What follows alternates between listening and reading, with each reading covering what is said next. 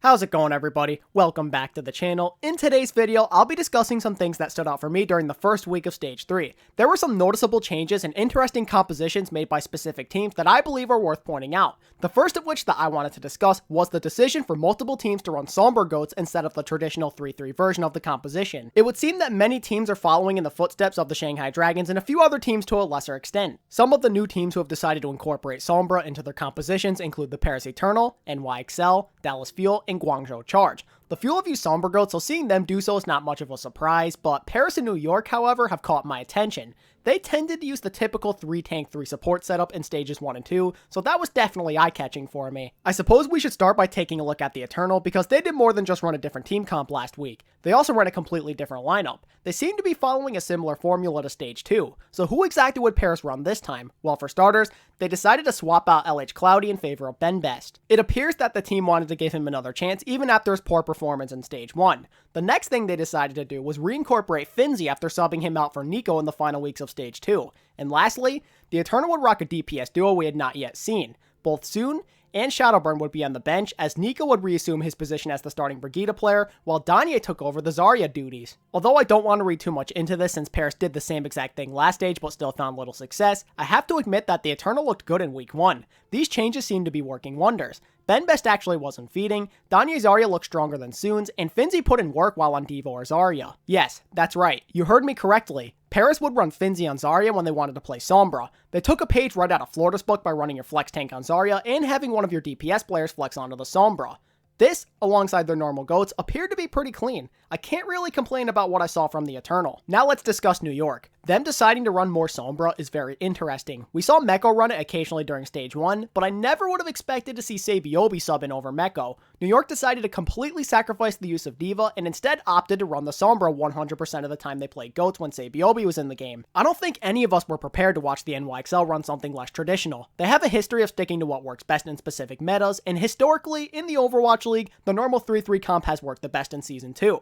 Watching the NYXL experiment was a definite attention grabber, and the fact that they ran Sabiobi of all people, who is known for his Tracer, Widow, and McCree, really makes the situation a head-scratcher. I'm assuming that he's been practicing the hero a good amount lately, but the way he played against the Outlaws may tell you otherwise. It's been a long time since I've seen someone play Sombra so predictably. SBB needs to work on his EMP mind games a little. He would just translocate in, then use it almost every single time. It got to the point where it was very, very easy for Raucus to predict it, and as a result, he was often able to perfectly time his trance right before the EMP would go off. Like with the Paris Eternal, I don't want to read too much into things just yet after 1 week, but I do need to see more of what SBB did against London later in the week because his Sombra was actually pretty good in that game. He did a fantastic job of assassinating Badoshan and getting big value off of EMPs. I'm all for the NYXL changing things up a bit if this comp is more effective than normal goats for them. Let's see what they choose to do moving forward. The next team who has been utilizing the Sombra more often that I would like to talk about is the Dallas Fuel. As mentioned earlier, this isn't the first time we've seen them do this. We saw them use her quite a bit back when RCK was still on the team and from AKM occasionally, but now it would seem that AKM is going to be playing her a bit more often. It's honestly kind of hard to tell if the Fuel will be using a lot of Sombra moving forward.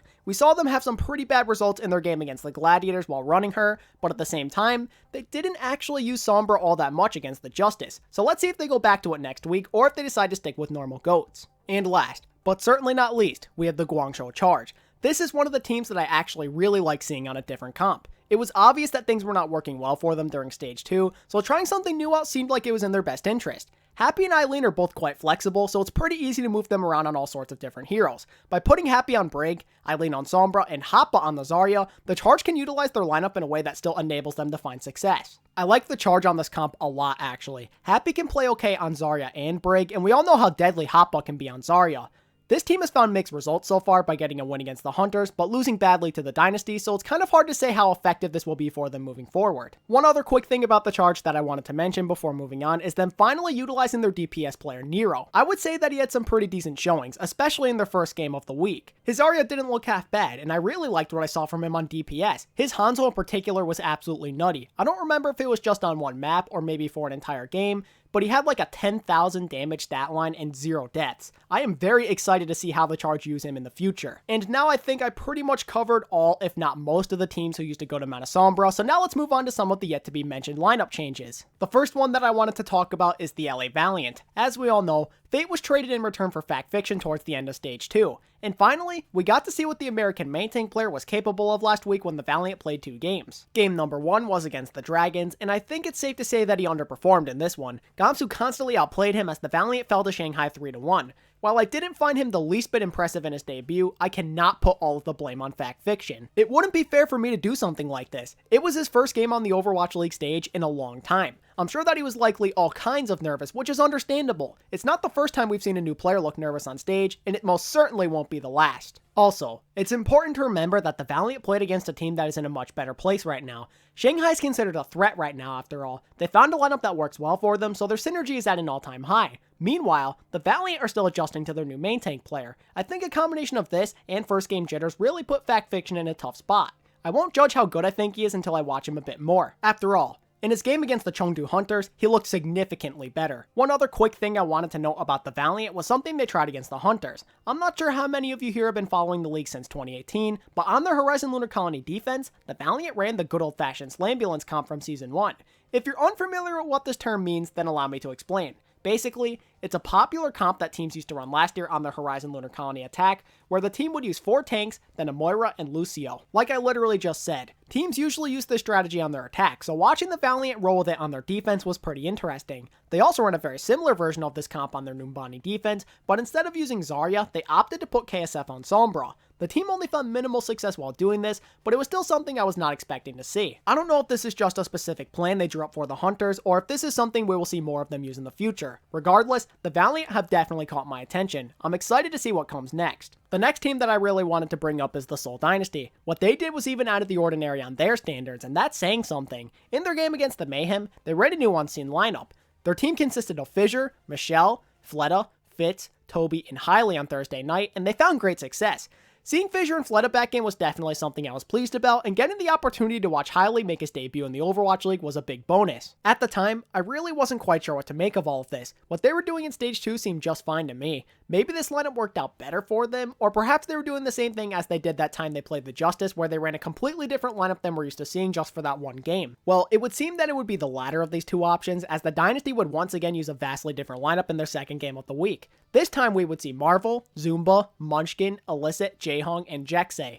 It was cool to see Zumba get some time on stage, and watching Munchkin play Zarya instead of Brig was pretty entertaining. I'll be 100% honest when I say that I'm pretty lost now. At this rate, they're going to be coming out with a different look on a game-to-game basis for the rest of the stage. Some may argue that it's a good strategy since opposing teams will have no idea what to prepare for, but this could definitely backfire as well. While they haven't shown any signs of this quite yet, synergy may be a future problem if they continue to utilize significantly different lineups every single game. Now let's discuss the Florida Mayhem. While they haven't done anything different in terms of strategies, it's still worth noting that Fate played in his first game since the team traded for him, and while he is definitely a massive upgrade over someone like Swan, you couldn't really feel his presence all that much in their week 1 matchup against the Dynasty since they got completely stomped. The team also tried playing Byram on Flexiport over Hogopin for part of the game. Kind of like with Fate, I have no idea what to think of him yet. He got some good kills here and there, but whether or not he's an upgrade is yet to be determined since Florida still looks like the same exact disaster we saw in the first half of the year. Up next is the Chengdu Hunters. While they've still been doing a lot of the same old tricks from previous stages, they have been experimenting a little bit with the players they run. Sometimes we saw Yang Xiaolong in on the Zarya, but there have also been maps where the Hunters prefer to have 3 tank players in the game by playing Late Young on the Zarya, kind of like the Outlaws like to do with Cool Matt and Spree. But the big takeaway from the Hunters was that their main tank player, Jachiran, finally got some stage time. All in all, I would say that he wasn't too bad.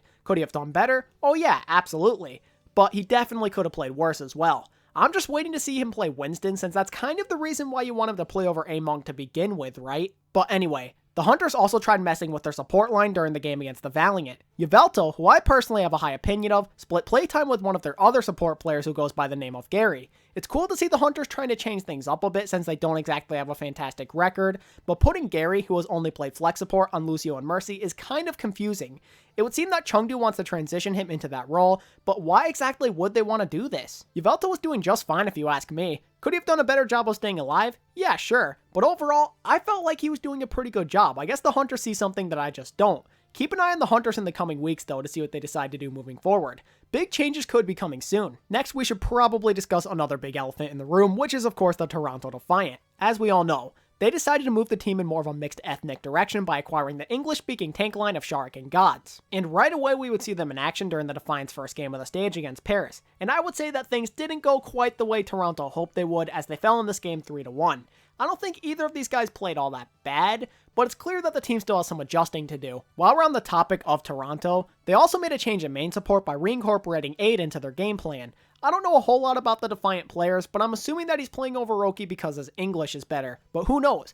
Maybe Aid has better synergy with this lineup. Regardless of what the reasoning is, the Defiant definitely have some work to do after that loss they had against the Paris Eternal. The London Spitfire also joined the growing list of teams who made at least one lineup change during the first week of the stage by trying out their newest player Quartermain instead of sticking with Nuss. We saw them roll with him over Nuss in their game against Boston for the entire series, and for part of it with the NYXL. I would say that his Lucio looked pretty good. I have no complaints really. I've never really been a huge fan of Nuss, so the idea of potentially improving your main support play is something I can get behind. His game against Boston in particular really stood out for me. I'm hoping to see more of him in the starting lineup moving forward. Now let's talk about the Boston Uprising. They also been experimenting with some different supports. Instead of the usual support duo of AimGod and Calyx in their game against London, the Uprising decided to make use of their players on the bench by utilizing Alamau and Persia. I really don't know if this was the right thing for Boston to do. AimGod, at least in my opinion, is a pretty consistent player, if not the most on the team, so subbing him out is kind of risky. In Game 2, however, he did see a return, and Alamau did stay in the starting lineup as well.